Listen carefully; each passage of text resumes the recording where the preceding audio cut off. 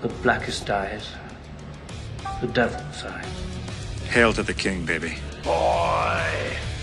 The plan is, kill the brain, and you kill the ghoul. Welcome to hell.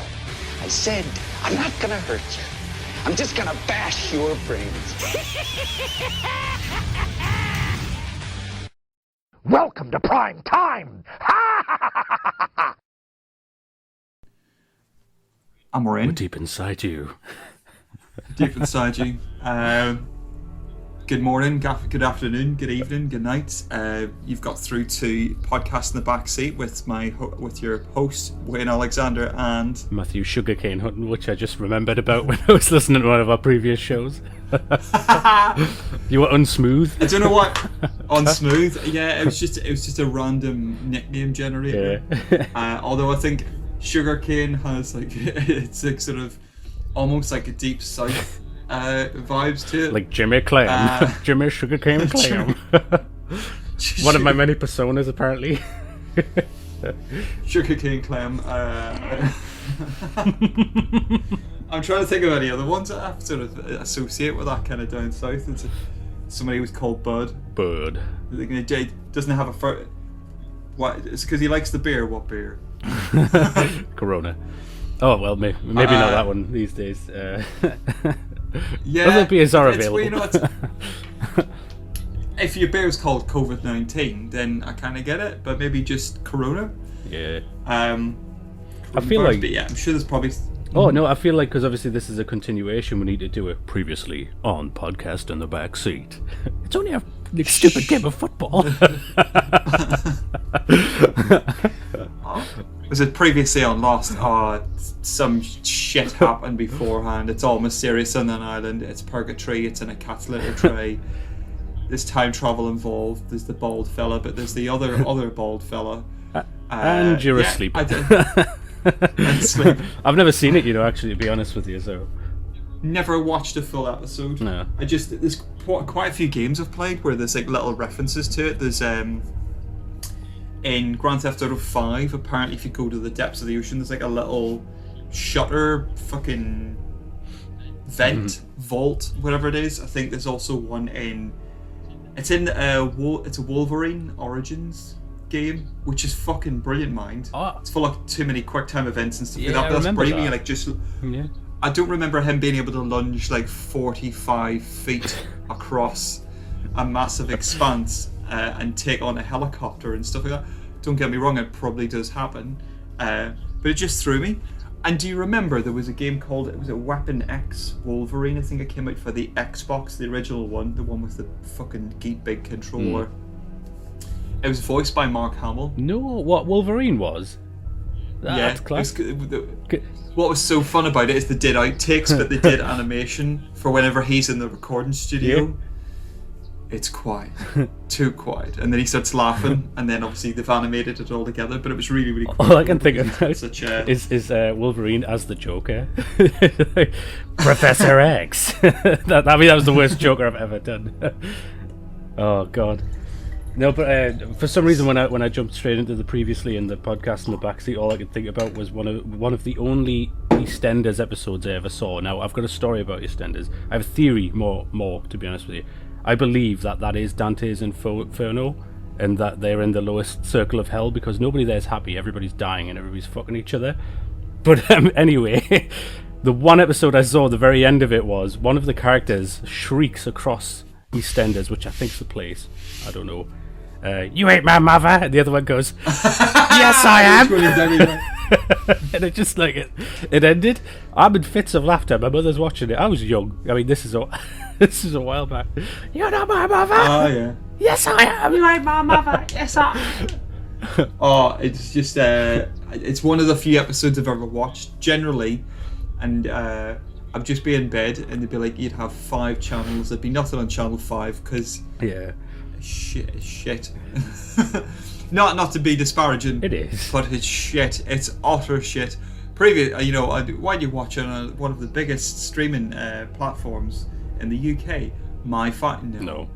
Well, wasn't it founded by a pornographer? So, I mean, that just tells you everything. Most certainly.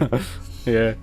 And I got. Don't get me wrong, as a developing lad. Yeah. Well, that was it. As soon as 9 o'clock hit, it was just like tits. All of a sudden.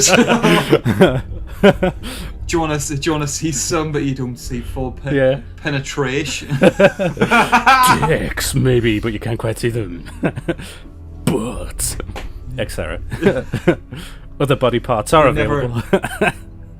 But never any full genitalia or hairs. No, just nipples. I'm but stuck with it's just a lot of pubes. It's the pubes. Make you feel good. I feel really bad that like one of the Halle Berry's Oscar win just gets reduced to a meme of make me feel good. Yeah, I know, because she's actually an insanely good actor. Yeah. Gothica. I love that Watched movie. that for about. Yeah. It's really, really clever. But I've not watched it for years. I remember watching it and going, it's quite clever.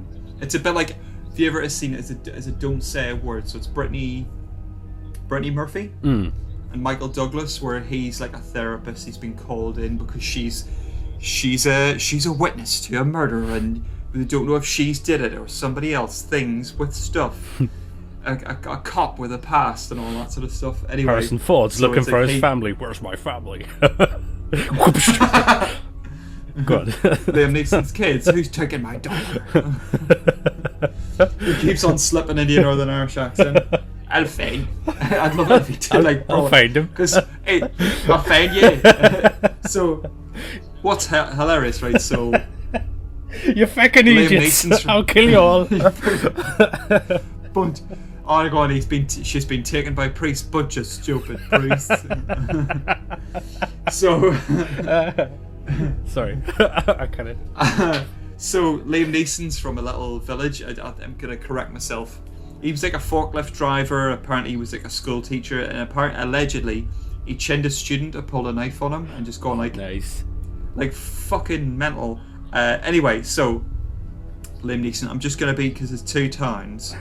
Because there's so many places in Northern Ireland with the word Bally in front of it. Not like Ballycasangel, it's like Ballywalter, Ballyhalbert, but they're all like 3 miles away from each other. It is. So he's from.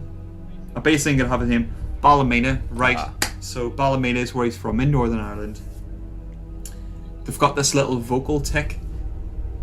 It's like people from Chesley Street, they always say to be fair, like peppered through every fucking conversation.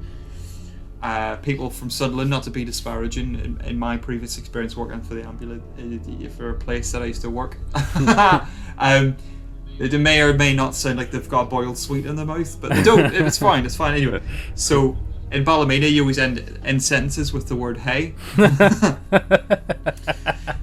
I go on, I'll find you and I'll kill you. Hey. Hey. Do they do it when they just say like hi? So hey. What about your head? Oh, what about? Go on. You go to the shop centre with your head. Do I fucking whoa? Like everybody, it's some sort of collective Tourette's.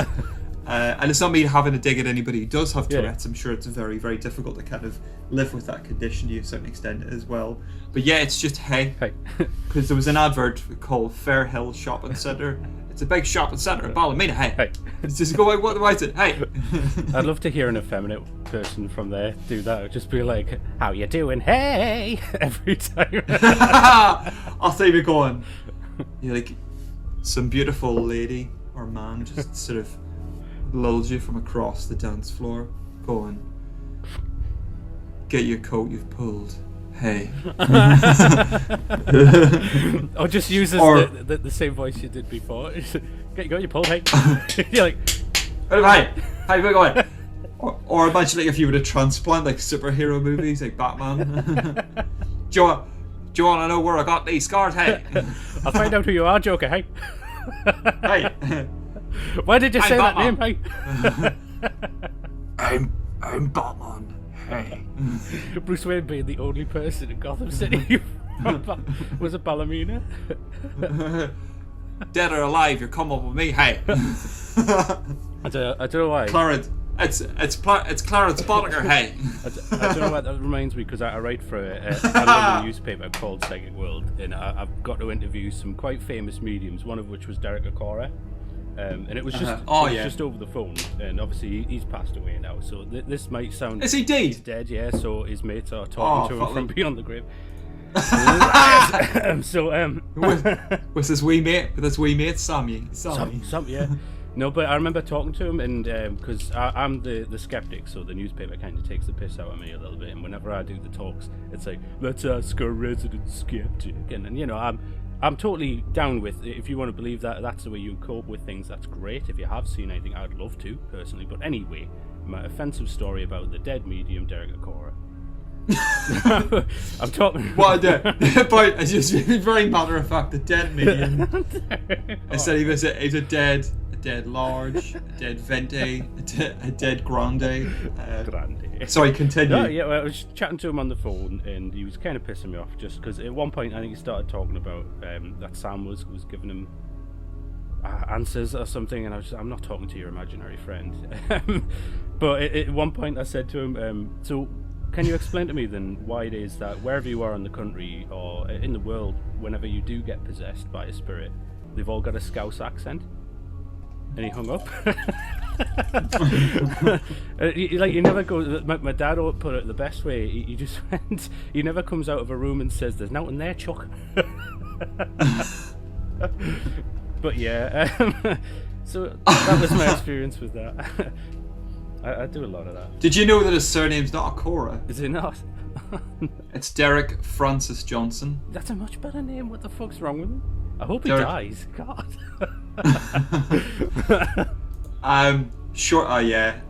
Died in brackets, short illness. What, he's gonna come back? Sam's gonna pull him back, for fuck's sake. No, no offense. Like, if you believe in that sort of thing, that's great. Mediums are the scum of the earth. Like, genuinely the scum of the earth. They will feed on your beliefs and on your... So fuck you. And I'm outright gonna say that. And I write for it. I probably shouldn't say that, to be fair. But I've always thought that's... Allegedly, you've got to pepper that throughout every conversation, just in case anyone... Allegedly. Fuck 'em. Allegedly. Fuck 'em. Fuck 'em? I mean, check Wikipedia on that source. Oh man. Matty, were you watching a very, very fast-paced game of chess, or like a little tennis match? Your eyes were just kind of darting from left to right. What's that all about? Check Wikipedia. Get it edited, and I get it edited. Screenshot. So we can't take it. Put it back in. Again, that reminds me of a time. I swear I've got so many offensive stories. There was. I'm a massive geek, right? I'm a magic geek. I'm a massive geek, and I hate... It's a magic geek. He's got all these powers. Special. But I'm a geek that hates other geeks because they just piss me off the way that they go about things. I don't know why. Yeah. So when I was at a convention once, this one guy, because I got to meet the guy who created Judge Dredd, and he was fucking amazing. I forget his name, which is awful of me. And I got a picture of me around him. He signed me some Judge Dredds, and I love a bit of Dredd. But I don't know an awful lot, and there was a guy who was behind me. He also got to meet him, and then decided because I met him that we're now friends. So he's chatting at us. So to really offend him, because it went on for ages, and I was polite for about 5 minutes. I fake yawned, and then it became a real yawn. And then I explained that to him. I said, "Have you ever done that when you fake yawn and it becomes a real one because you're so fucking bored?" And I just watched him as he walked away. So if anyone is a fan of the show and you do meet me and I am a dick, I'm sorry in advance. I won't be, because you all are really beautiful and smart. And you're unique, and you're an individual just like everybody else. It's John Wagner or Wagner, depending on what sort of... John Wagner and Carlos Esquerra. He was class because he did it was a mini-series. It was about aliens playing football, which is British football, if we've got American viewers there, which is soccer to you. Soccer. And it's okay, but I like a bit of Judge Death because I'm edgy. God. Actually, speaking of God, I will shut up in a moment. But speaking of smart audiences, as you are, There was one time I used to write for a show on BBC Three called, it was just Treason or something like stupid like that. Which, as you can imagine, it died a death, and then the show got, and then the actual channel got pulled. So that's how good a writer I am. But Treason, yeah, I wrote this sketch which they said, oh, audiences aren't smart enough for that, and it was a musical, but it was based on the periodic table. So it was hydrogen was in love with H2O, who was like a beautiful woman, but it was it was carbon was in love with H2O. But loses out to hydrogen because they make better compounds. it was so stupid. It's like, you make a compound out of me. And they were like, audiences will never get that. And I'm like, it's a one-off line, just fucking put it in. But yeah. Oh, whenever you were doing that, it was making me think of the prom night dumpster. Prom night dumpster, baby. But that I'm taking a stroll. Oh, was it umbilical cord? He's taking a stroll. But that's enough stories from my life. Christ. So I don't know why you made me say that, because you're great, and it was made me think of was it Father Ted again? Where it's the I think I should get both parachutes in case the other one fails, because I'm great. Not popular, that one. That's popular. That's one of my favourite episodes, and I think it was the line that you pointed out as well, where it's like, shouldn't we all just have a prayer or something? Anyway. Anyway. Oh, is it? Because there's quite like I mentioned beforehand, there's quite a serious Scottish actor in it. He ends up he's a fucking prick in Waterworld. He's like basically he's a proper like they're all drinking whatever the fuck they're drinking, like some sort of weird post-apocalyptic, everything's drowned, water Mad Max hooch. Water substitute. Water substitute. And everything else, and he's just like, are we selling dort? Anyway, so the guy that was in Waterworld was previously in Father Ted as the pilot. Oh, is that him? No. Yeah, it's him. He's got like long flowing ginger hair. It's all swept back and wet and shit, which is really, really quite cool. So why are we today? Why are we today? Why are we today? Yeah, well, obviously we're going to do the previously because it is a continuation episode of an episode you would have seen or listened to 2 weeks ago. Yes, I believe. And it's basically, we were looking at the franchises, so it's usually larger things because only big things got a franchise, in which one or at least one example in the franchise stands out for some reason. So I hate to use the term breaks the mold because it's used in like hair care product fucking placement and stuff like that. With laser serotonin, feti, amniotic, probiotics, bifidus, digestivum, keratin. Oh, it's got carrots in it. That's what's in it. You got carrots in it. I'd love like literal adverts where they just come out and go, clean your hair. Done. Get in. Bog roll. When you've got a shitty arse. Clean your arse from your dick to your lower back. Anyway. Wet wipes when you've got a hairy hole. When it's wet wipes it is then. When you've been cumping. When it's wet wipes when you want to have a bath like a big cat. Oh, you Chewbacca. Chewbacca. You can see where this is going. Going under Klingons. Aye. So I mean, last episode, of this subject anyway, we talked about a few things. It was Halloween 3, a couple of examples in Nightmare, a lot in Jason or Friday the 13th as well. Seed of Chucky, I think we mentioned. We might have done. May have stroked out at that point because I had too much coffee. Halloween, I think we touched on as well. Yeah. 2018 Halloween. Yes. Nice. And how it says "fuck you" to the sequels. Yeah. Is fuck Jamie Lee Michael's sister? No.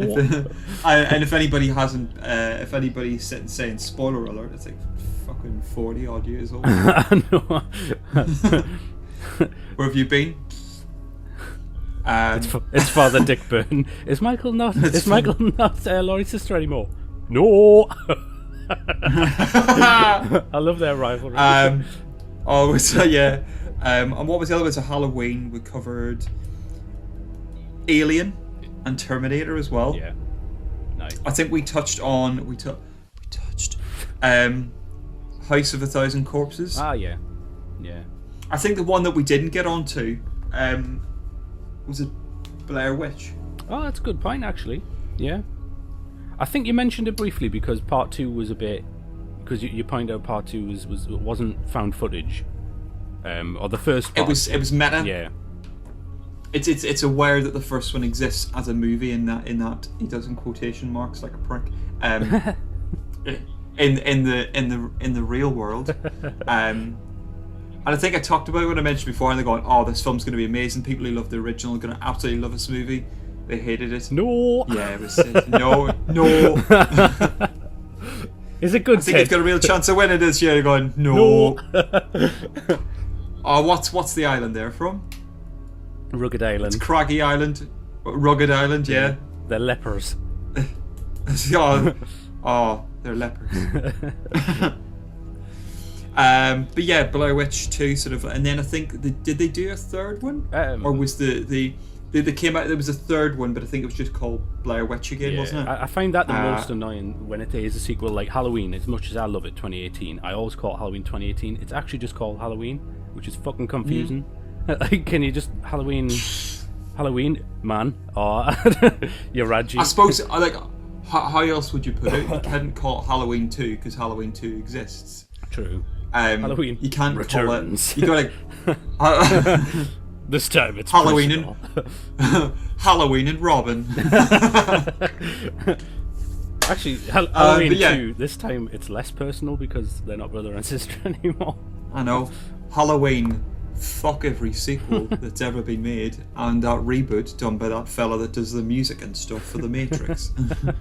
But yeah, it's sort of like it's. I can't think of a more clever way to say it's a sequel. True. Because what it's not doing is I don't think it means people can watch it not having seen the original. That's true. Because you could just say, because if you come at it as an entry point, it's just like, all right, some bad shit happened. This lady is a doomsday prepper, you know, she's got a bit of a drink problem, as you would. Yeah.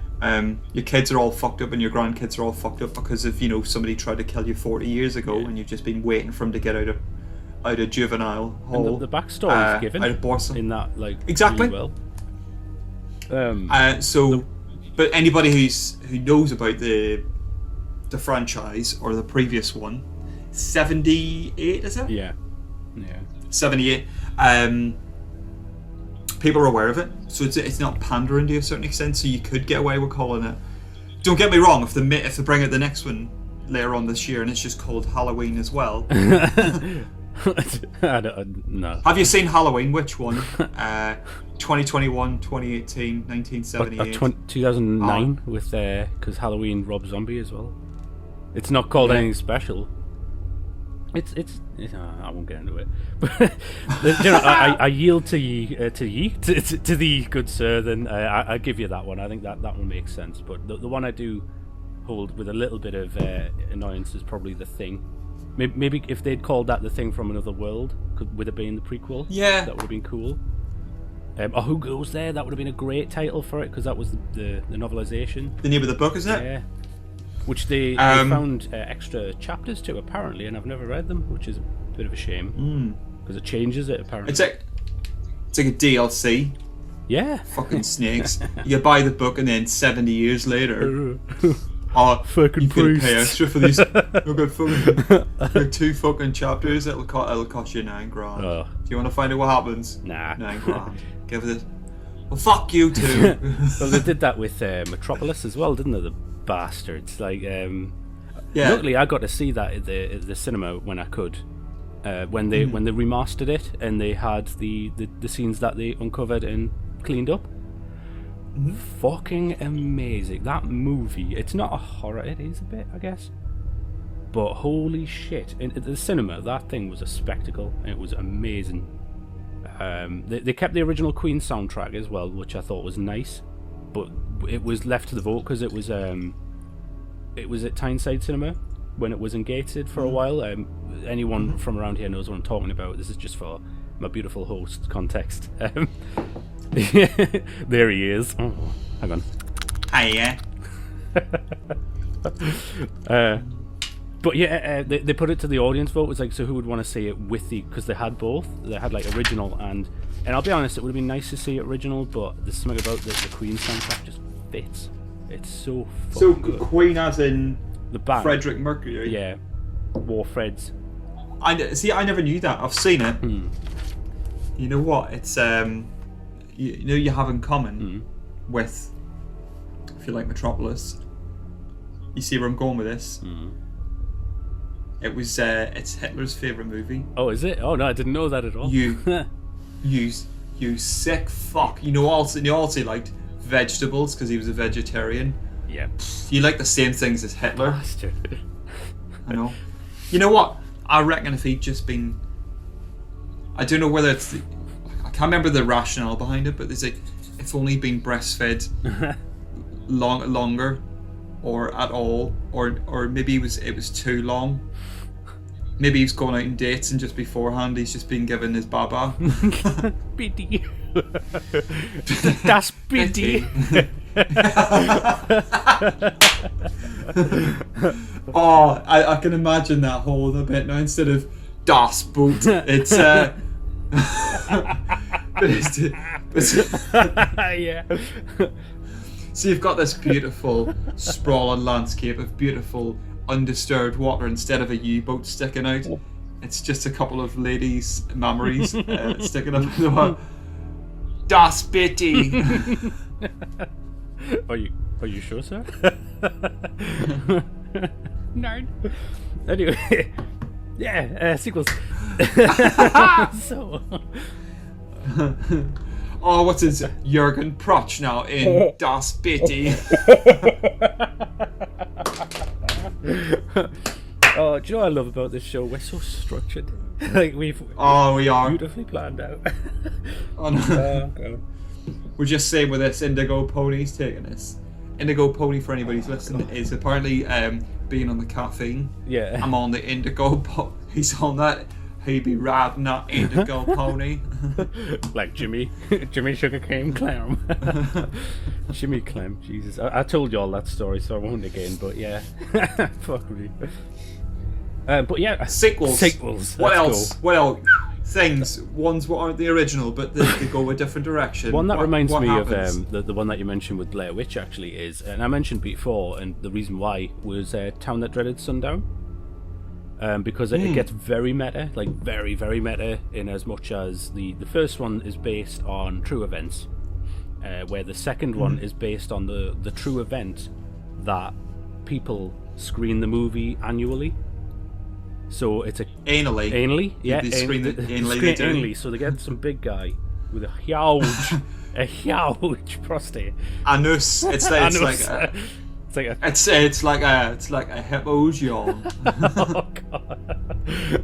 It rolls like a bear. It's that bit in June with the sandworm. Oh fuck no! But you've ruined June. Stop it. A spice melange. Kyle MacLachlan's conquered your anus. I hope he's not listening. I hope he is. He knows. He knows. He knows what he's talking about. But that damn fine coffee with that moonworm and that sphincter. But as you were. Town That Dreaded Sundown, with it being as meta as it is, so it's based on the movie, which is based on true events rather than just being based on a true event. And a copycat killer decides to kick off because he was inspired by one of the screenings. Which I think is kind of a neat idea, but there was a real life worry that was going to happen for a while. And I think that's why the movie came about. So they handled it with absolute care. And I know you mentioned in a previous episode that you've not seen it. It's kind of worth checking out. And I'll be honest with you, I've seen The Town That Dreaded Sundown, the original, once, and it was a very long time ago, and I barely remember it. It genuinely just feels like a remake, though, to be honest with you. Yeah. But with it being true events, because I remember the original got into a lot of hot water because the murders were pretty exact to how the real murders went down, because somebody escaped who never got found, by the way, the killer, who was wearing like a you've got a picture, Friday the 13th Part 2, Jason had like a cloth mask. It was exactly the same with like a little hole in it. And she saw him as he was butchering her boyfriend or something in the car that they were doing silly things in. So the murder was pretty exact in that. I made it really heavy there. We were all giggles before, but obviously shit just got real. And shit would get real with Martin Lawrence and the Bad Boys too. Shit just got real. It would with a giant anus. So somebody's kidnapped Gabrielle Union. Fuck. Well, obviously, big respect to the victims of like we do joke, but we're nice people. No, but seriously. No, but seriously. But yeah, but seriously, they're all dead. It was a while back, to be fair, so fuck them. No. You know what it made me think of? I don't know why, it's just jumped into my head. I was Googling, I was listening to what you were saying, but at the same time, you're talking about the town that dreaded sundown, and the way they showed the film anally. There's a film called, I've never seen it, I kind of want to watch it. It's just a movie called Who Can Kill a Child? Came out 19... Is it a film or is it Craigslist sort of listing? It's a Yahoo questions, Yahoo answers. Is the answer just you can kill a child? Jesus Christ. I know it, and then the sequel depends on what type of weapon. We're really good at hand-to-hand combat. Anyway, so the movie's called Who Can Kill a Child, which is a really strange question. Almost like it has like an upward inflection. Who can kill a child? I'm Ron Burgundy. Anyway, so it's directed by a guy called Narciso Ibanez Serrador, also referred to as Island of the Damned. It's about a British couple going on one final vacation before they give birth to their first child.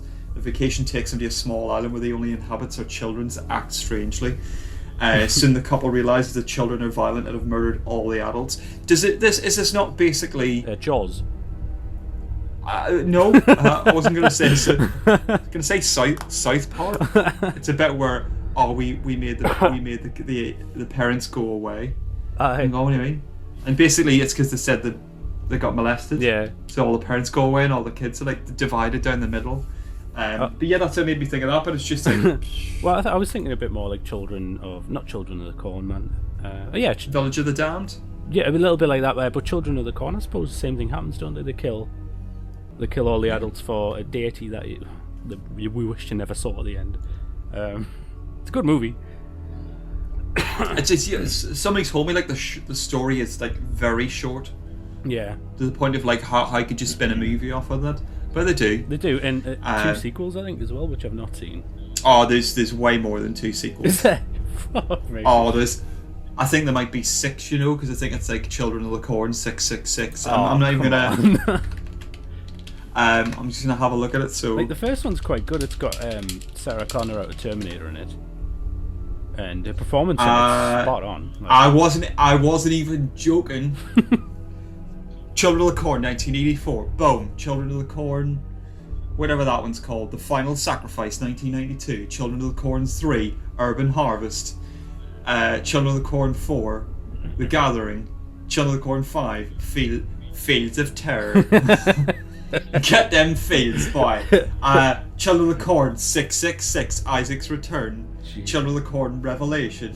Children of the Corn Genesis. Jesus Christ, is that 8? Children of the Corn 2020. So we've got 1, 2, 3, 4, 5, 6, 7, 8. It's going to be 9 by the time it was filmed during the pandemic comes out.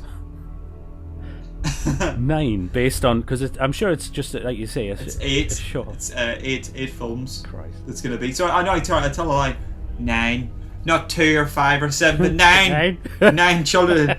9 Children of the Corn movies. I wouldn't mind. It's not that good a premise. It's fine. Like the first one's okay, and it's a great standalone story. But where do you go from it? Still, Children of the Corn. Like, oh Christ on a bike. Oh, he gets a splinter in his hand from holding that their side, and then. But his mama isn't there to get it. His PlayStation's broken, so he decides, fuck it, I'll just kill everybody in the village. Oh god. Actually, It'd be like, teenagers of the corn. Mark, son, you've got to go out and kill a dog. I can't go out. I'm just gonna stay in the bedroom and listen to Nirvana and hate everybody. do you know you've inadvertently then, and we've not even seen them, come up with another one. So, Children of the Corn Part 1, because it's the only one fucking worth watching. I imagine, because I can't see where they would go from it. It would just be the same story. Children kill some adults. Some adults turn up, have to survive. I don't know, some dirty shit. One of the children might be also good, but who cares? Because you're asleep. Mordecai, you come on, get all back here. Where's the horse? Round back. Opposite Children of the Corn 10, Cletus's Revenge. What's his name? Cletus. What's his surname? Oh, I don't know actually. Oh, it's Cletus. It's Cletus the Slack-jawed yokel. Yeah, I love his little ditty. Some folk will never lose a toe, but then again, some folk will. Cletus Spuckler. Oh, I can see my house from here. Hey, Ma, get off the dang roof. Do you know, like, with Children of the Corn like that, right? I was just thinking there for a moment, because one of my other examples is the likes of Critters, which we did briefly mention, or Leprechaun as well, which we'll go into. Now, they've had more sequels than they probably deserve, but they're also kind of trashy. Like, so you can get away with it. So they began fun and stayed fun, where something like Children of the Corn takes itself incredibly seriously, so you think it needs to be as tight as possible. Very twat. So, but it's not. Like a tiger? Yeah, so I imagine it becomes farcical beyond that, because it did towards the end of the first one, to be honest. Where the likes of Critters and things began kind of farcical. I honestly think Critters look amazing. Like, to me, I think the puppets are great. But I can see why people just think, well, why that looks daft. It looks like... Have you ever seen the movie Hobgoblins? No. Don't. It's the worst thing I've seen. I watched it at Mystery Science Theatre. Is it? Basically. Oh, come on. Is it? How old is it? Oh, I'm sure it came out in the early 90s, maybe 80s. Do you know what? Because I do like a film that's so crap, it's brilliant. Well, they're trying to be hilarious in it, but none of the jokes land. So if you're going to watch the version, it is on YouTube for free. Watch the Mystery Science version, because you'll have a blast. Like, they riff it perfectly. But it's so bad. But anyway, it is just a when cripples come to town. Anyway. But in order to be in that gang, you've got to be crippled since birth. Instead of the Bloods. What's it? How does Jimmy speak? Jimmy, with his fuck you, pussy, you motherfucker. Oh, look at it's not where he takes steroids. Oh yeah, push it. Shit, you get it. Have you seen? He starts fucking battering all over these fucking grudges. It's the bitch ass man. It's the bit where his dad knocks on the door. He's like, Jeremy, were you masturbating? Dead? No. Jesus. I love that one where it turns out they kill like a load of Bloods. Yeah. It says, do you want to join the Crips? You just gotta bust the cap in those the blood essence. And they're going, we're gonna go get some pap, and it's a soda pap and some candy for our friends. And then Timmy and Jimmy become like the biggest killers of Bloods. I mean, come on. He's right. Come on. Welcome to the terrific audience. Get gobblers. Gobblers.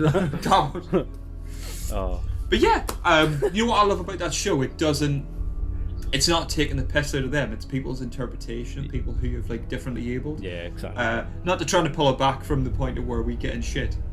Oh no, but we're doing the same. Yeah, because Trey Parker exactly. and Matt Stone have always said that either everything's game or nothing is. So what they're doing is entirely true. Yeah, and that's why they fell out hugely with Isaac Hayes, because he was perfectly happy to take the piss out of every religion, but they made one episode about Scientology and he quits.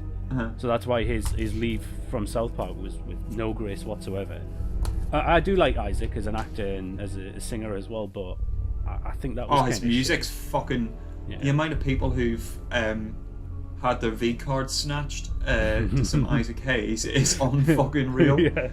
Did you know he's in a movie called Truck Turner? Is he? It's fucking brilliant. Go on, what do I tell him? Tell him a truck hit you. Truck Turner. He's got a class voice. And like, not to be like, I've mentioned it beforehand, like Shaft. Yeah. I have the utmost respect for, because it saved MGM Studios, and as I mentioned in Nightmare on Elm Street, a little bit of a hark back to a previous episode where Nightmare on Elm Street saved New Line Cinema, which then went on to do fucking Lord of the Rings. Yeah. And I think they did the Hobbit movies as well, New Line Cinema. Yeah. And a bunch of other movies. I think Matrix is New Line Cinema. Deep Blue Sea, which I have a huge love for. Yeah. I don't get. It's just like, imagine Jaws, but it's directed by what the fuck's his name? I was gonna say Remy. It's not Remy, because he's the guy that did the Die Hard 2 sequel. So it's not John McTiernan. Rennie Harlan, because he did Cliffhanger. Oh right, nice. Yeah, is it Rennie Harlan? It's gonna bug me. It's the bit with Samuel Jackson Rennie that Harlan, gets me every time. It's class. I never knew he was fucking Finnish, and never knew he was married to Gina Davis. Nice. Finnish? That's why he did Deep Blue Sea. They got fins. don't unsubscribe, please, for the love of God. He did a funny. It's funny because he's Finnish and Shark has fin. Anyway. Do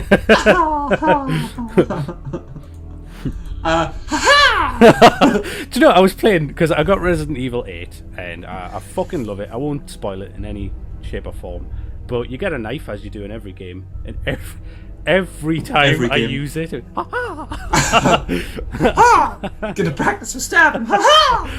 You scared? You scared? Noticeably, I'll say. Nurse, going picking up between 1 and 156-ish. 56.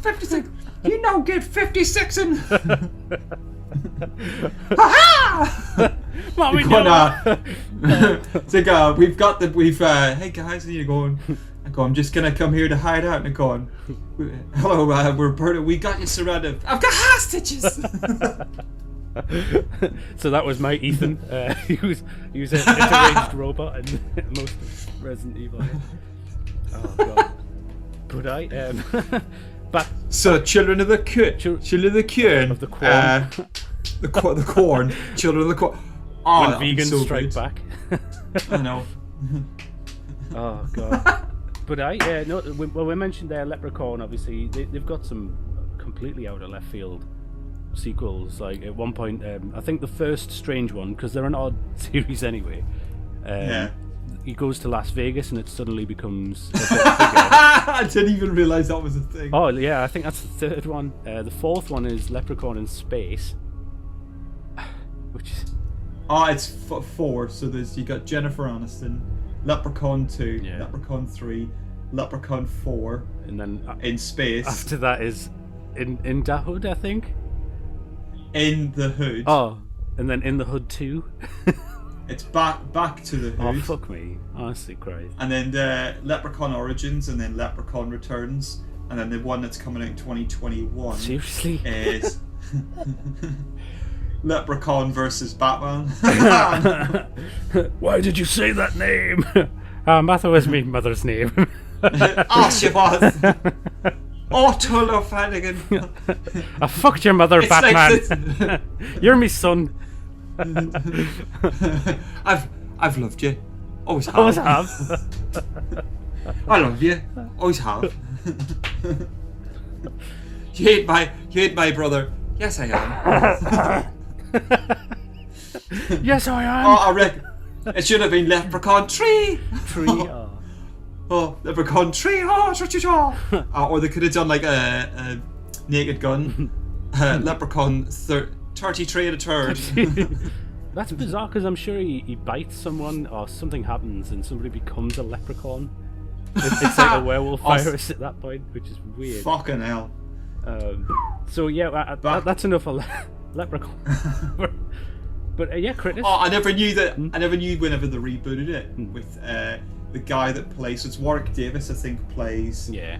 The Leprechaun 1 through 6, and I'm game for anything that's given Warwick Davis any coin. Yeah. I'm sure. I think my only issue I took with it, and this is not a negative. I think it's just like a sort of an artistic way he's went with it. I think he's meant to be like more Yorkshire, almost West Country. Whereas I always thought leprechauns would be like. It's like there's quite a famous comedian who explains about the difference between Northern Ireland and Southern Ireland. It's like two sides of a bipolar personality, and it's just like, let's get the jolly old fiddle out and put it through some fucker's head.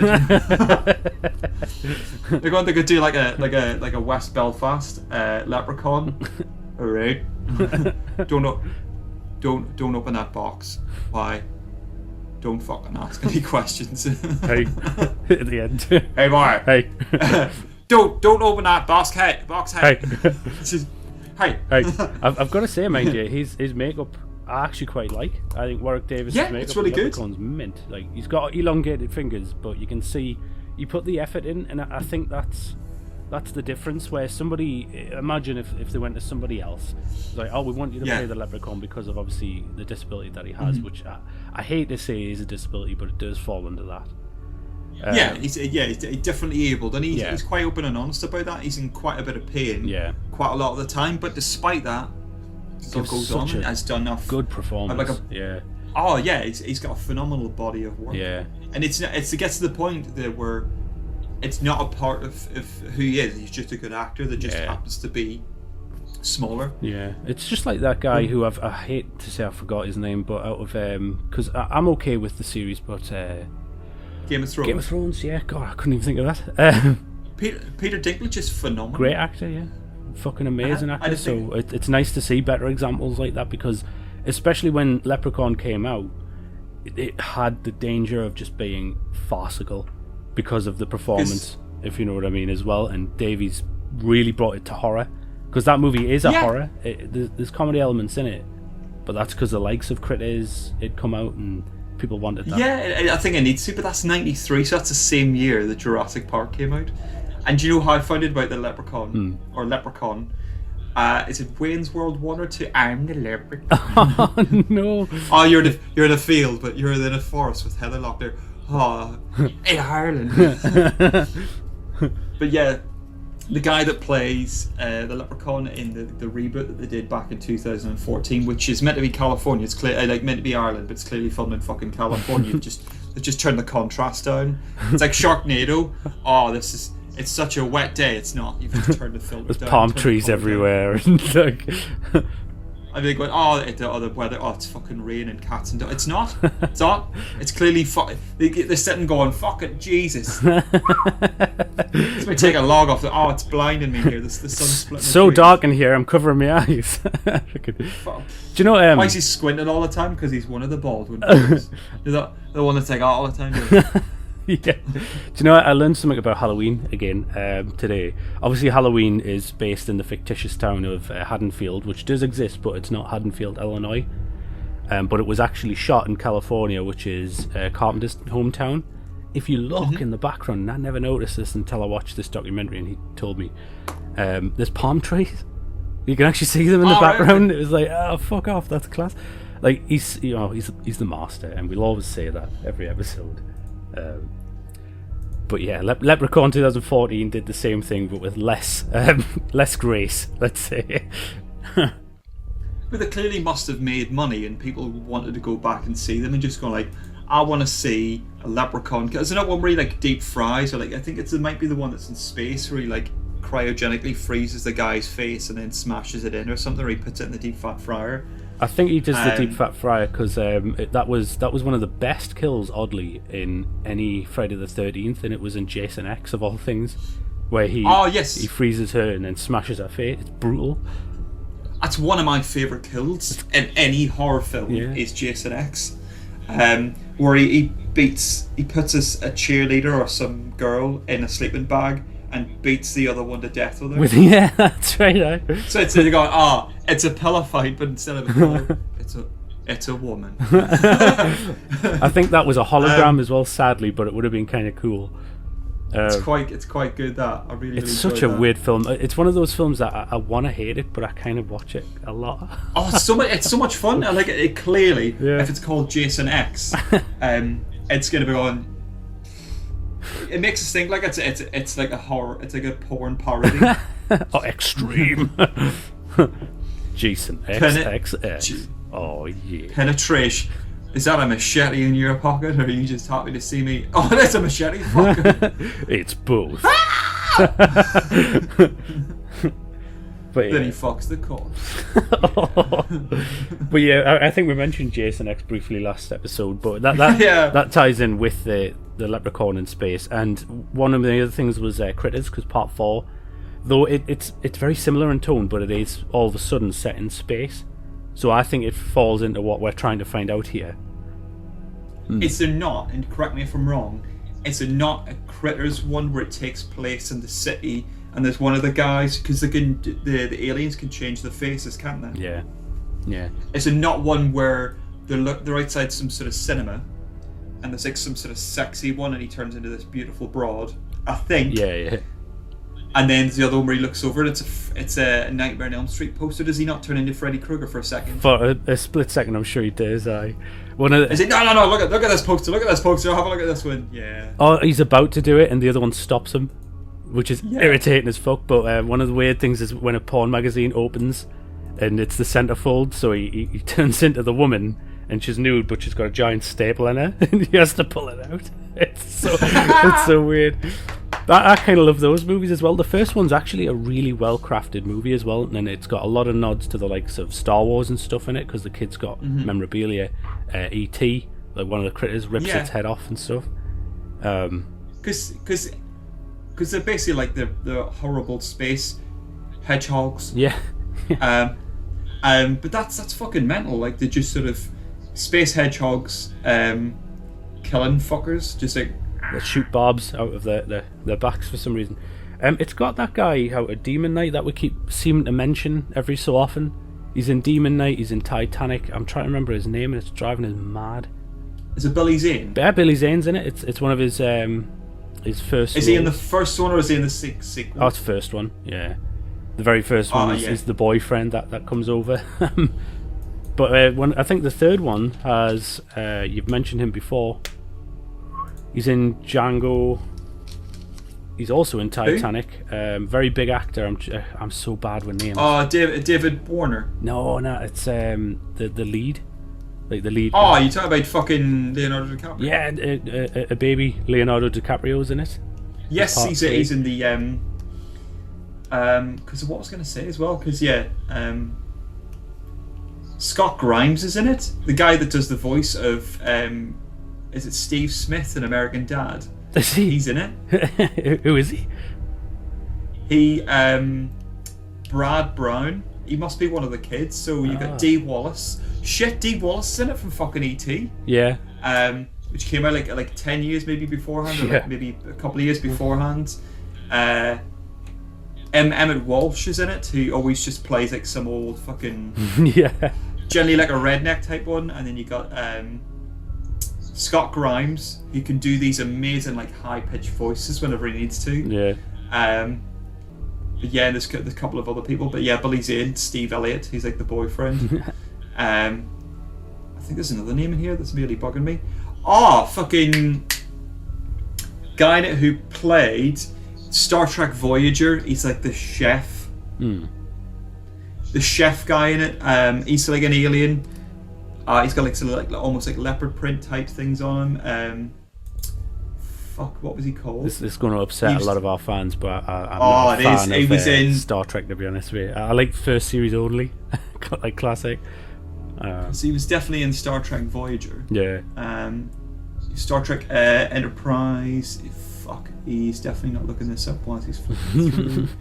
Star Trek Voyager. Neelix. He played Neelix. He was like the little chef guy. Yeah, he's got weird sort of like West Country mutton chops, and then like a mullet on top. I'm not really selling the part, but he was in it. So the fact that you mentioned like it's got Star Wars references in it, and then he went on to be in Star Wars, Star Trek. Sorry. Yeah. Is really quite clever with it. That's fun. So Critters, yeah, is it one again that starts off serious and then kind of goes fun with it?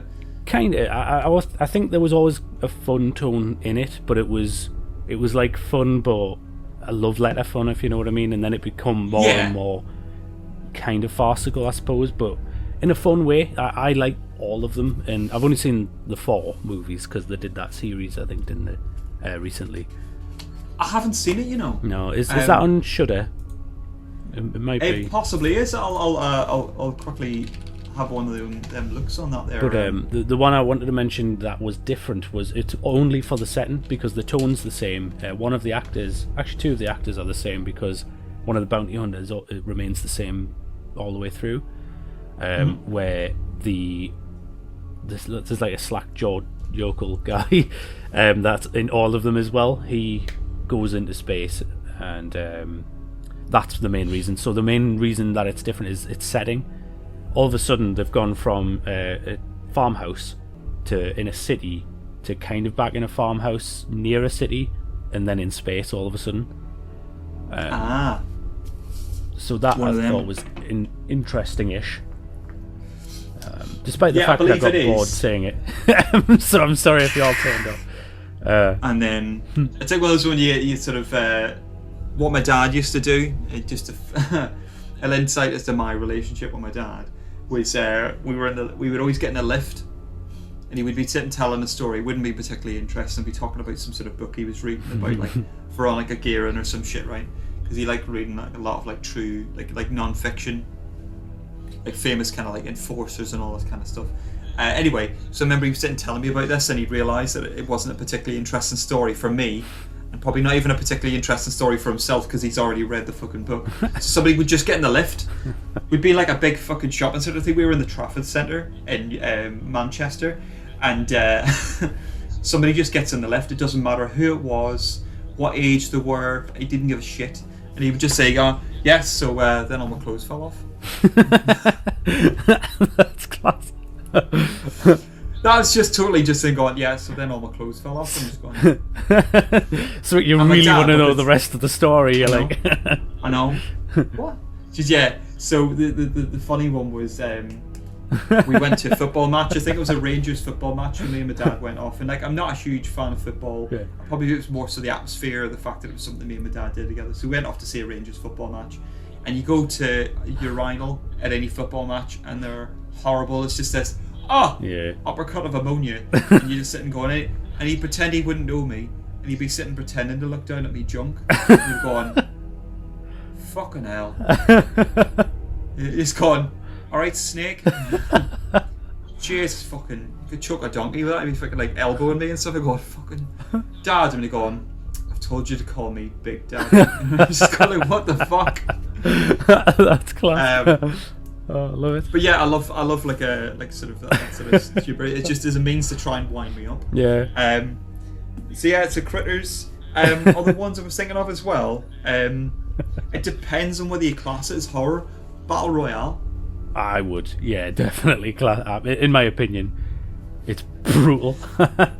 It's Takeshi Miike getting kids, killing kids. I love the first Battle Royale for me is just when I first saw it, because I was massive into Japanese cinema, and I'll be honest with you, when I saw the poster, I was kind of curious, but I thought it just looks like because the poster's just them sat in a school photo with one of them crossed out, I think. Yeah, and they put it on and it looked grey, and I'm like, oh man, what's this about? Takeshi Miike or Takeshi Miike. I don't want to mispronounce it. Takeshi Miike is the director. Yeah. It's Takeshi Kitano, who's the guy who does Takeshi's Castle. That's where the name comes from. I see. But so it's he's like the headmaster. He's like the overseer. that's right. Yeah. But when I saw his name come up, my ears perked up immediately. I thought, oh, okay, here we go. And then from the offset, you just don't have time to breathe. It's fucking amazing. And there's been so many like imitators after this, and I won't even go into who they are because you know. That just can't capture the same atmosphere at all. Not even its sequels, to be honest with you. I like the sequels; they're okay. Because they did a sequel, didn't they? Yeah. But you know what? The reason why I enjoy the sequel, and this is kind of why I'm wanting to mention it, was the original is horror. Because basically, kids are being shit. Right, what we're going to do is we're going to get everybody from the same school. All right, only one of you gets to live. You fuck about, you're all going to... Right, you've got a bedpan, somebody's got a knife, somebody's got a full blown Somebody's got cough and a fucking rocket trash can lid. You think, oh well, you're fucked. Unless you're fucking Captain America and your name's Steve Rogers, I very much doubt that that's the case. Yeah. But yeah, it's sort of like a black and white with the BR and everything else. It's cool. Really, really clever because it's the whole idea. Like if somebody said there's only one of you gets to live. Yeah. Like human nature is for people to kind of turn on each other. Yeah. There's no way people would say, "Oh, well, fuck you. I'm not gonna play your game. All right, we'll blow you all up. See your neck. Pop." Well, naturally, we're very, very aggressive animals because we are animals. For those who disagree, you're wrong. Yeah, we're mammals. Yeah, we're just maybe sort of in our minds. We're the fifth ape. I know about it, but anyway, and I'm comfortable with that. That upsets people. Yeah, I know. I'm fine with it. No. But yeah, so Battle Royale and then Battle Royale 2, it goes the whole idea that all right, people are trying to stop this horrific thing going on. Yeah. And there's like almost like a scene from Saving Private Ryan as they land at the beach. And what I like about it is because the original director, which is Kinji Fukasaku, his son helped him direct as his dad was dying whenever he did the sequel. So that's why I really kind of like it. That's awesome. It's because Battle 2 Requiem, so it's Kinji Fukasaku and his son Kenta Fukasaku, and they were basically, he was working with him as he was dying. That's so cool. Like, I mean, obviously not that he died, but yeah, it's like, so he helmed the original, started production, but died of prostate cancer on the 12th of January 2003 after only shooting one scene with Takeshi Kitano. His son actually wrote the screenplay for both films, so it's not as if it's a change in what was going to happen. It's that he wrote the screenplay and his dad directed the movie. But he decided, all right, I'm gonna helm this one to kind of see out my dad's vision. Well, it's my own vision to an extent. Yeah. So I really, really enjoyed it. So in a it's way, really then, sort of different. Yeah, I was going to say the tone shift is because of a real life shift in an exactly, actual torch being passed on to another generation, which is incredible. Father to son, father to... Oh. I'm trying to remember where that's from. I'm thinking of fucking Bloodsport, where the Jean-Claude Van Damme gets taught by, in order to go to the Kumite. Yeah. against Bolo Young, which he's fucking brick. I still wouldn't fuck with him. No, he'd rip my heart out and he eat would. it in front of me. He's just so fucking... If you look at him, look at anybody who's listening to this, Bolo Young, 2021, he still looks fucking brick. He looks like he's made of flint. He actually does. You've got to fight this pensioner. Well, fucking all right then. No. You get 10 million pounds, Bolo Young. Seppuku. My dad always tells me this story. When he was growing up, he was boxing, and he had this trainer who was old, apparently, like very old, and he used to play on that because when he took his shirt off, he was brick as well, apparently, but he had like this 80-year-old looking face. And there was one time he would always walk around with like a cane, like shaking it and stuff, and he got on the bus and the bus driver gave him lip like, "Oh, come on, man, old man." And he said, "What'd you say?" And apparently this guy, his name was Joe, squared off with this huge 6-foot bus driver and knocked the fuck out of him. Could you imagine? That's the coolest thing. But no, your example there, just to get back on point, because we've flown way off the handles this episode. You've given me a good one there, because the survivor of the first one, I don't know the actor's name, because we don't do much research, because somebody who listened to this gave me some feedback and said it would be nice if you did more research. It's like, well, we're coming literally as you hear it, we're saying it. It's just edited it's like together. we don't gone. Well, I think at the 1 minute, 1 hour and 4 minute mark, you should jump in with you. It's more loose. It's more fast and loose. Loosey goosey. Too loose, too furious. I don't know what the fuck it is. The need for Loose and looseness. furious. Tokyo Swift. I don't know. Tokyo loose? I don't know. But yeah, no. What it reminded me of was because the lead actor in that also went on to play Light Yagami in the Death Note movies, the Japanese ones, this is. Because there's an American one which is a pile of shite. But you know what? I'll defend it to a certain extent. Willem Dafoe is brilliant as he's what's the saving grace. Yeah, is Ryuk? Yeah, is it? Yeah, he's the only good thing about it, and he's the only person who should ever voice somebody like that. But I don't know if you know much, because I quite loved Death Note, and I read them as they were coming out. Even it kind of really ruins the story. Like Light's character is completely different. He's a bit of a bitch in the American one, where in the Japanese one, he's hyper-focused, he's incredibly intelligent. But that's what they do. So I won't spoil those movies, but they did a sequel. Because there's 3 movies, which is odd. The third movie is The Change, so this does tie in, because I would call these horror. A lot of people die in them. The third one is actually a prequel where you follow the sleuth L. So all of a sudden you've lost your main character, and now the new main character is the technical villain of the original ones. So that's kind of a nice change to a franchise that we're looking for. Yeah, because it's not that bit in Dark Knight. You call it, you either die hero, or you live long enough to see yourself become the villain. Yeah, exactly. And it's because somebody who's that hyper focused about what they're doing then ultimately becomes the villain. It's a bit like I Am Legend. Roger Matheson, where basically he's the other. He's the bit that people fear. He is the minority, and everything else is the majority. Like the weird fucked up people. Not the Will Smith movie, but like the Dead, Omega Man, and was it The Last Man on Earth? With Vincent Price. And basically they do that whole kangaroo court, don't they? Yeah. And basically they're saying, going, I'm the one that you fear, I am legend. But yeah, it's just fucking the whole idea that you become the villain because you're the thing going around killing all the supposed bad people. Yeah. I'll be honest. It's only bad in comparison to what you think. Yeah, exactly, because he, in his own mind, is a hero, which makes the best villains, which is kind of cool. But if you watch the movies, they are solid. They're pretty good. I would much rather, if you've not seen or read them or anything, I would recommend either the manga or the anime, because it's pretty much word for word, and they're well worth a watch. They're very good. But that, I mean, we'll move on to that sort of thing. We'll go on to like comic horror or literary horror, because I've read quite a few. I've never read a Stephen King book in my life. No reason, I just don't know where to start. Yeah, I suppose it's quite daunting. It's like somebody saying, "Oh, do you fancy watching 24 from the start?" And going, "Fucking hell, yeah, Jesus, the 24 one, Jesus." Do you know I've never seen 24? 24 1 hour episode either. Jack Barr. But no, Jack Barr. I thought you're going off. No bars. He's got no signal. No bars. The battery's died. Me watch. What fucking time is it? It's supposed to be 24.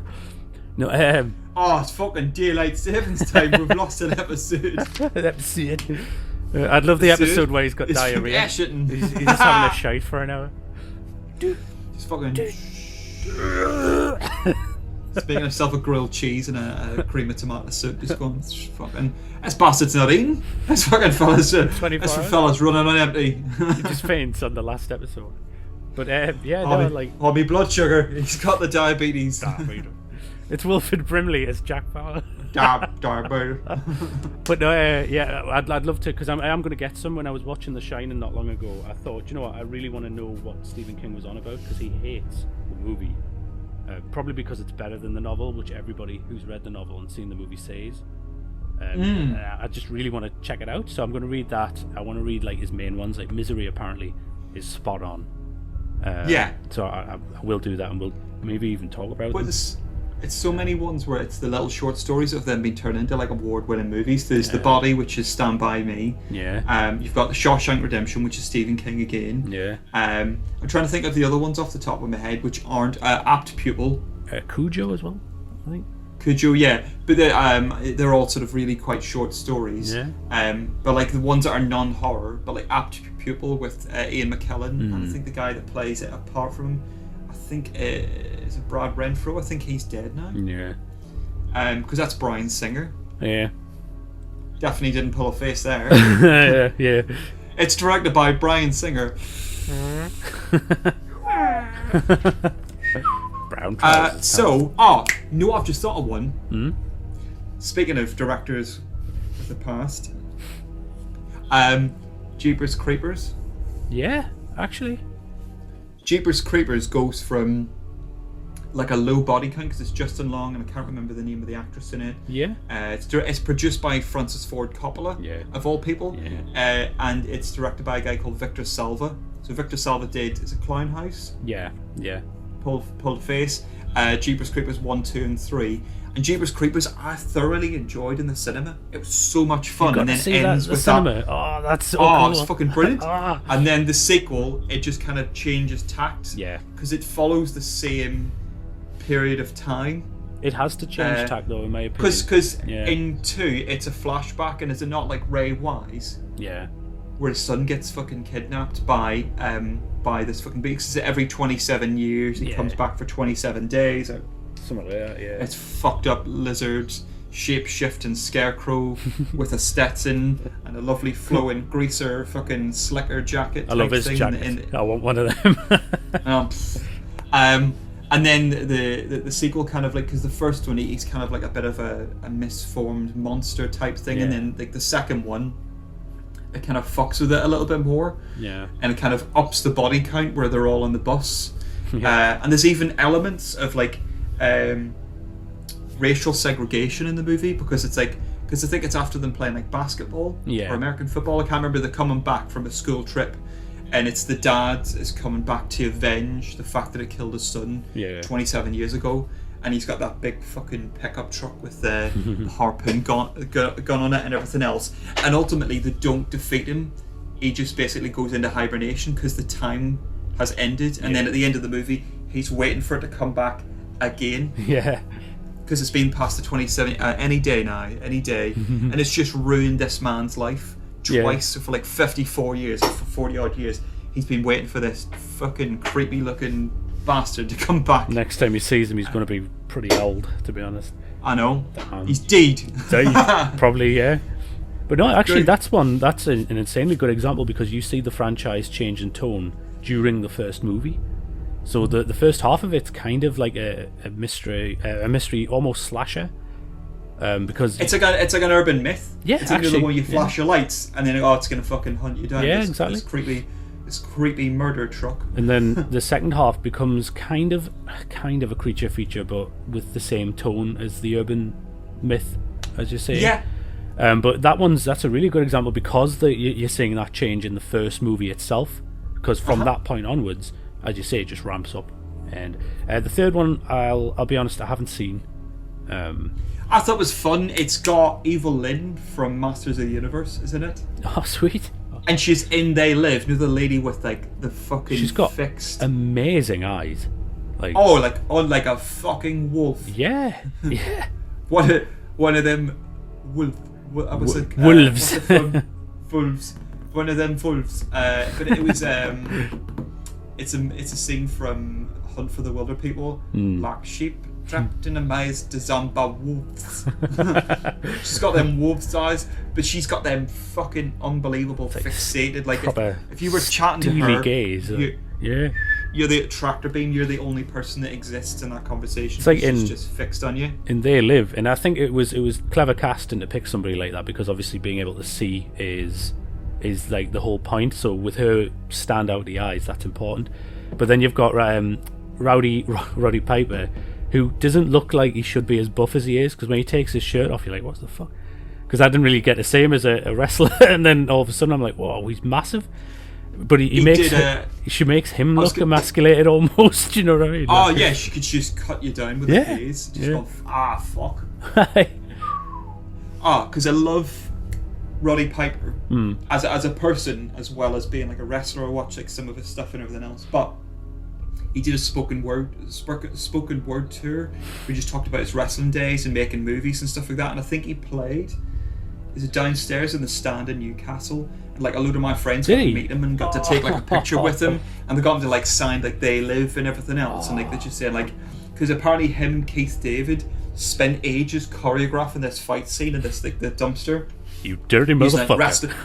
Like wrestling. Put the fucking glasses on, boy. Get them on your head. But they spent ages, so there is an uncut version where the fight just seems to go on for fucking ages. Just sort of wrestling moves, Samoan drops, elbows, DDTs, and everything else. It just goes on.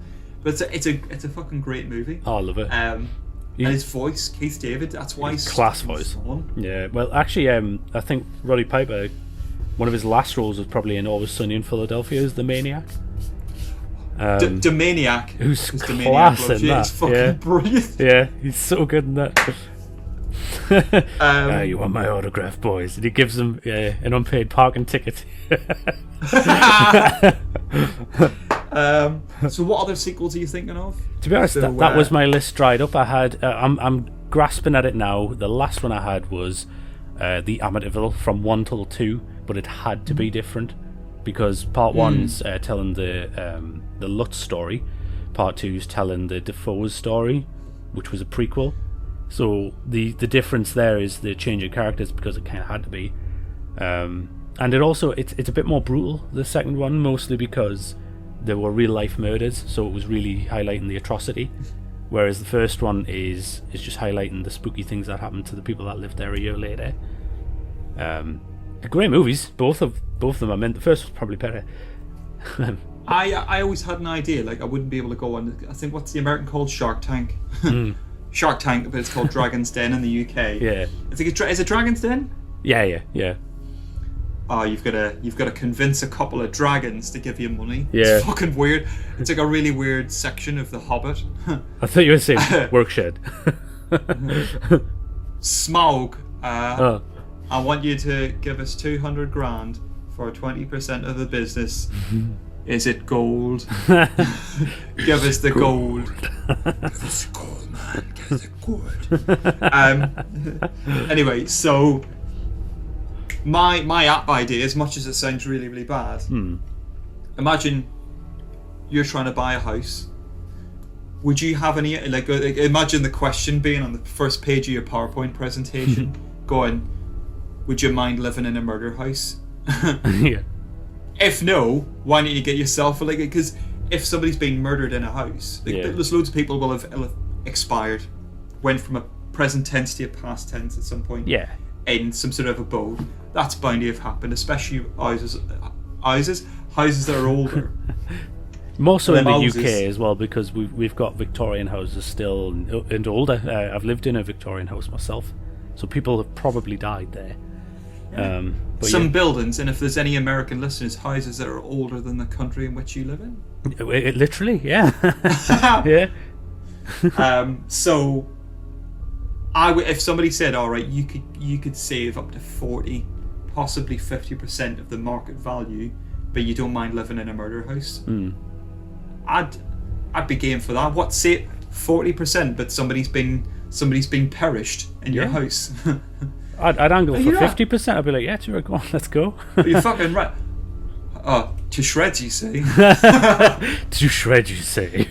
Shreds, you say. It reminds me of the... Good news, everybody. It reminds me of Nightmare 2, because they have that conversation about Nancy going insane and people dying in that house. And he's like, well, that's why I got it at such a good deal. And it's like, do you know what? This is the one time I agree with you. Like, because in that whole movie, that the dad's a complete tool. But in that one, it's like, yeah, sweet, fuck it, let's go. Yeah, you totally would. And go, it's like, is it the movie Sinister with Ethan Hawke? Yeah. Where he moves into the house, which is a murder house, and then he finds out. I think that's a really slick horror film. Yeah, I've seen it recently, and do you know what? It surprised me. Like, it was one of those that I thought was quite jumpy because it's the whole projected old style footage, which you get a lot with. Yeah. It's like, oh, what's going on? It makes you really fixate, like what's happening, what's going on. Yeah, exactly. It's like that. It's like that old clickbait video where people used to send it to each other in emails, and it'd be like, yeah. "Oh, look out for this ghost car in this video," and everybody's like proper fixated on this ghost car. And all of a sudden, oh fuck, Son bitch. I I don't know why I became Cleveland My there. heart.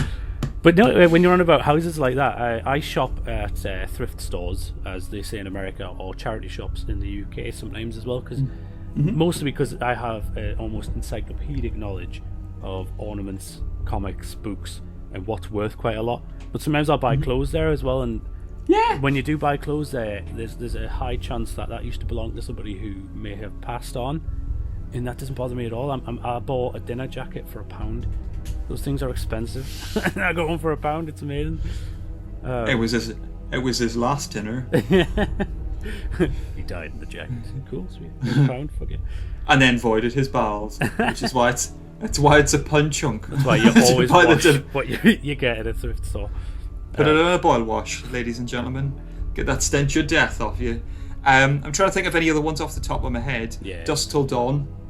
I've not seen the sequels. Yeah, because the sequels are the only thing that has the constant for it is it all takes place within the titty twister. Also or the titty twister has a point in it, because I think Texas Blood Money it's got Robert Patrick in it. Yeah. The T-1000, and I think it's like a heist movie, but there's a bit in the movie that takes place within the titty twister, and Danny Trejo turns up in it as well. Doesn't Bruce Campbell appear in a sequel? I heard. Possibly. There's one where it's a prequel, where I think it's where like the incarnation of where the titty twister comes about. Nice. But it's set I think it's set in Mexico. So obviously I think it's just over the border, isn't it? Yeah. Other ones I was thinking off the top of my head, Predator 2. Oh yeah, good point. Changing set. Predator 2. Yeah, and each one's sort of like a different spin on sort of what's happened. So the first one's in the jungle, it's jungle warfare. It turns into like guerrilla warfare against like an invading force, which is the alien. Sorry, Predator. Not the Jean-Claude Van Damme one. the one. Did you know about that? No, I didn't. So in the original, they were filming it, and there's pictures of Jean-Claude Van Damme wearing like almost like a green screen suit, and the monster, it looks awful. Oh. And then they went to Stan Winston and went like, "Can you make us a monster? We want it all." And he's like, he took ideas from like the Rastafarian thing with like the dreadlocks, which is why it's got those like sort of tendril things hanging off its head and everything else. And obviously you get that huge guy in order to portray the character. The Predator design is amazing. Like, it's fucking unreal, right? Yeah. Pussyface, I think he gets referred to in the sequel. Yeah. But that film's fucking brilliant. It's got Bill Paxton. It's got Danny Glover. It's got who's definitely too old for this shit. I keep bringing that up. I don't know. But it's got people from fucking Lethal Weapon 1. He's like the guy who sort of like spearheads it with Joshua, which is Gary Busey. Yeah. And it just takes place during a heat wave, and I think it's in LA, which is why the monsters then turn up. And then there's Predators, which takes place on an alien planet with Adrian Brody, which I really, really enjoy. I think it's a fun movie. Yeah. And clearly Lawrence Fishburne's character is meant to be Dutch. I'm the one that got away. Yeah. But he's went fucking mad. He's went nuts. And then The Predator is more like a buddy horror movie where it's almost like, it's not a heist, but it's fun. It's really, really, and because it's Shane Black, it clearly takes place at Christmas because that guy fucking loves Christmas. That's the only one I've not seen, to be honest with you. It's fun. I wouldn't go in thinking it's a horror. Just go in thinking I'm going to have a fun movie by the guy that did like Iron Man 3, Kiss Kiss Bang Bang, Nice Guys. Saw was another one. And Jaws 4, The Revenge. Yeah, I can see why that might be. To be honest, Jaws 2 onwards might be different. So the odd one out is probably part 1 because it hides the shark, where 2 onwards, it kind of shows it too much. See, I have a lot of love for the second one. The second one's cool because it follows the wife, doesn't it? Is it Chief Brody? Chief Brody's still in the second one. Is he? Oh, cool. Because is there not a scene in it where he gets the bullets and puts the cyanide into it? Oh, that's right, yeah, and it knackers the helicopter. and he's super like fucking wind up about the whole thing. Like it puts a strain on his marriage more than it did beforehand. Yeah. In the third one, it's Dennis Quaid and Lou Gossett Jr. Who then went on to 3D? be in it's in SeaWorld. Yeah. But it's like SeaWorld in the swamps. Because of course it is. And I love Dennis Quaid. I've got a lot of love for him. Yeah. And then 4 is The Revenge, where it's his son. Because a shark can take revenge. It's got a vendetta. It's capable of You such things. Is that the one that's I got know. James Bond in it? What's his name? He actually died recently. Michael Caine is in the 4th one. It's Michael The Revenge. Caine. And it's got what's his name? Mario Van Peebles, where they're getting playing like a Rasta guy in it. Where they basically like shock the shark with some sort of like beacon thing. It looks like a flashlight, but it's not. And like the shock it goes, ah! On my spine! I've got so much revenge for you right now, being a shark. Oh, I'm gonna fucking get you. Like, oh, we've got a shark. We're gonna put it up against a fucking submarine. Are you fucking stupid? Get the fuck out of the water. You know how you beat the shark? Stay on land. That's how you win. That's how you win. Stop going into its domain, where it is the fastest swimming thing that you could possibly get for that type of thing. It is a perfect animal, and you're not. But there's a couple of other ones, sort of The Collector, which is fun, and then the second one kind of follows on because it's almost like a revenge movie. And the Dawn of the Dead movies are like the Dead movies. Yeah. Night of the Living Dead, Dawn of the Dead, Day of the Dead, Land of the Dead, Survival of the Dead, Diary of the Dead. Because I think we briefly mentioned that on the last episode of this topic anyway. Because the first one, the commentary changes, so the movies reflect it. And I think that's important, to be honest. Yeah, because the first one's about. Was the first one not more about? I can't remember whether it was about communism, or like sort of like segregation. Yeah. And then the second one's about consumerism. The third one's about like military presence, and then the fourth one's not like about Native Americans. The fourth one is, yeah, definitely. Yeah, I rewatched that and finished watching that the other day, and it's quite clever. Like Dennis Hopper's brilliant in it. Yeah, he's just always the villain. He's class. Oh, he's fucking class as the villain. He's fighting against Luigi from Super Mario Brothers movie. John Leguizamo, I think he's absolutely brilliant. He's massively underused. Yeah. But yeah, that movie, apparently, like, it went through so many problems whenever they were making it. I went to see it in the cinema, fucking loved it, and then went for a KFC afterwards. And KFC had like the boxes. It would always make the film of the time. Yeah. Would be plastered on the side of what was the equivalent of like KFC's version of like a Happy Meal. We got like a couple of chicken pieces, and you got that little soft, moussey dessert thing at the end. Yeah. It's fucking brilliant. With the saltiest fries you've ever had in your entire life. Oh god, I know. Just salt glued together. Oh yeah. Well, that was when food was like you going, yeah. Like if you were to go back and have like Coca-Cola from like the 90s, you'd be like, fucking yeah. Taking crack. Christ. All them E numbers, just making everything fucking delicious and giving people superpowers. So should we call it? I'm sure there's absolutely loads. If there is any ones that you can think of that we haven't mentioned, where the sequel takes in a completely different direction, please drop us a message at Podcast in the Backseat on our Instagram page. Which one's that? Sugarcane Hutton? I say so. That is at Podcast in the Backseat. I think what's our next topic going to be? Not a topic. What's our next review? Because it's a review. I'm not sure because I'm still debating on it. I wanted to pick something that's completely different to anything we've done yet.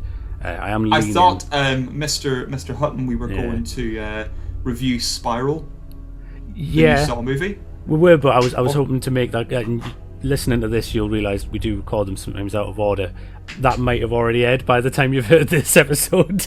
Shit, yes, you know what? Fuck that. Yeah. We'll cut that out. That never happened, or just keep it in. It's a blooper reel. Just leave it in. Like Smokey and the Bandit music in the background. Don't want the audience to think we're fallible. That's what it is, because we've been We're razor sharp with it. Laser focused. It's perfect. Perfect.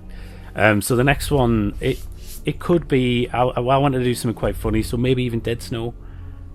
That was one that I was going to mention for the sequels, because the sequel goes in a completely different direction. I still need to see it, actually. Yeah. Watch it. Yeah. That's your homework for the next time I see you. My homework. But yeah, So look forward to, well, obviously tell us what you think of that Spiral episode that we haven't done yet. Yep. And also Definitely. tune in next time for the review of, and I'll pick Dead Snow. So yeah, Dead Snow will be the review.